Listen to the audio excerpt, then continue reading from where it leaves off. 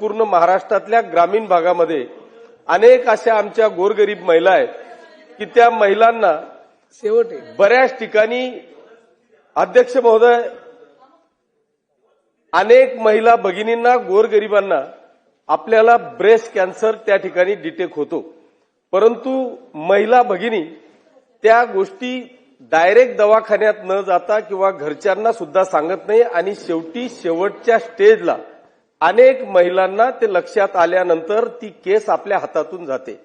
माझी मंत्री महोदयांना या निमित्तानं विनंती आहे की आपण अशी काही व्यवस्था करणार का की मोबाईल व्हॅन देऊन ग्रामीण भागातल्या प्रत्येक गावातल्या प्रत्येक भगिनीला आपल्याला स्क्रीनिंग करता येईल का, की जेणेकरून पहिल्या स्टेजला जर का एखादी महिला भगिनी त्या याच्यामध्ये ब्रेस्ट कॅन्सरमध्ये जर का सापडली तर तिला तात्काळ त्या ठिकाणी उपचार करता येईल आणि तिचा जीव वाचवता येईल। म्हणून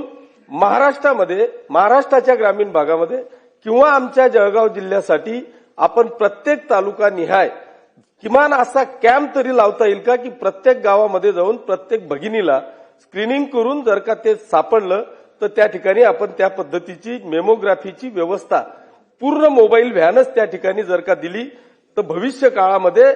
त्या भगिनीचा जीव वाचवण्याचं पुण्य मला वाटतं आपल्या आरोग्य विभागाच्या माध्यमातून त्या ठिकाणी होणार आहे। दुसरा एक महत्वाचा विषय अध्यक्ष महोदय माझा या ठिकाणी आहे की आपण अनेक ठिकाणी महात्मा फुलेच्या माध्यमातून योजनेतून आपण ह्या कॅन्सरची ट्रीटमेंट होते,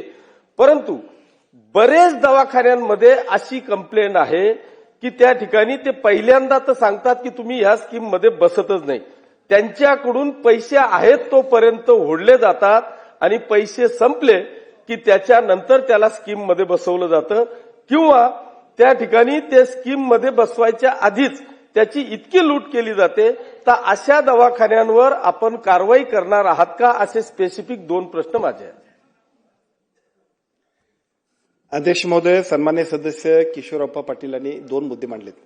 त्यातला एक मुद्दा आहे की स्क्रीनिंग जर केलं तर पेशंटला अगदी चांगल्या पद्धतीने आपण ट्रीटमेंट देऊ शकतो। मगापासून 2-3 वेळा त्या प्रश्नाचं उत्तर मी दिले, पण परत आणखीन एकदा सांगतो की 8च्या ऐवजी जर काय आपण संपूर्ण आमच्या 36 जिल्ह्यांमध्ये जर काय आम्ही कॅन्सर व्हॅन्स केल्या म्हणजे त्या तपासणीचं आपण प्रिव्हेन्शनसाठी जर काय स्क्रीनिंग काम वाढवलं तर निश्चितपणे त्याचा उपयोग होणार आहे। त्यामुळे राज्य शासनाच्या वतीनं संपूर्ण जिल्ह्यामध्ये ह्या सगळ्या व्हॅन्स आणि त्याच्या माध्यमातून अवेअरनेसचं कॅम्पेनिंग स्क्रीनिंगचं कॅम्पेनिंग आम्ही घेऊ आणि त्याचा रिझल्ट आपल्याला मिळेल। त्याच्यामध्ये आपण सगळेजण सुद्धा सहभागी होऊया, त्याच्यामधून एक खूप चांगला उपक्रम आपण करू आणि लोकांना चांगल्या पद्धतीच्या सेवा देऊ।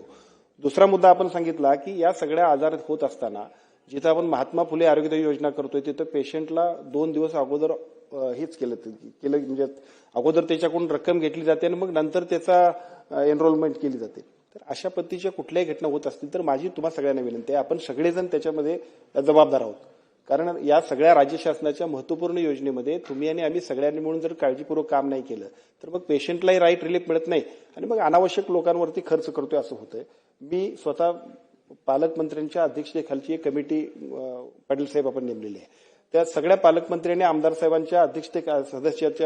सदस्यत्वाच्या खाली जी काही कमिटी नेमली त्याच्यामध्ये माझी विनंती एवढी आहे सगळ्या पालकमंत्र्यांना आणि सगळ्या आमदार महोदयांना सुद्धा की आपल्या आपल्या जिल्ह्यात आपल्या आपल्या मतदारसंघातल्या लोकांचा रिव्ह्यू घ्या आणि त्याच्यामध्ये या सगळ्या गोष्टीमध्ये जर काही चूक दुरुस्ती असेल तर तात्काळ तुम्ही सगळेजण सुद्धा सूचना केल्या की शेवटी आपल्या सगळ्यांची एक चांगल्या पद्धतीनं हॉस्पिटल मी मंत्री झाल्यानंतर पहिल्यांदा आम्ही सगळ्यांनी मागणी केली, आम्ही प्रयत्न केले, आपल्या सगळ्यांच्या सूचना होत्या आणि महाराष्ट्राच्या मुख्यमंत्र्यांनी आणि दोन्ही उपमुख्यमंत्र्यांनी आम्हाला खूप चांगल्या पद्धतीने मदत केली आणि सगळ्या हॉस्पिटल जे परवडत नाही म्हणत होते त्यांची आपण दर वाढवून दिले। आता दर वाढवून दिले म्हटल्यानंतर अशा तक्रारी येता कामा नाहीत आणि जर अशा येत असतील तर लोकप्रतिनिधी म्हणून तुमची आणि आमची जबाबदारी आहे, ती कमिटीच्या माध्यमातून आम्ही मॉनिटरिंग करतोय। आपणही चांगल्या पद्धतीने त्याच्यातल्या सूचना द्या, आवश्यकता असेल तर आम्हा सगळ्यांच्यापर्यंत किंवा आमच्या यंत्रणेपर्यंत आपण सूचना दिल्या तर एकाही माणसाकडून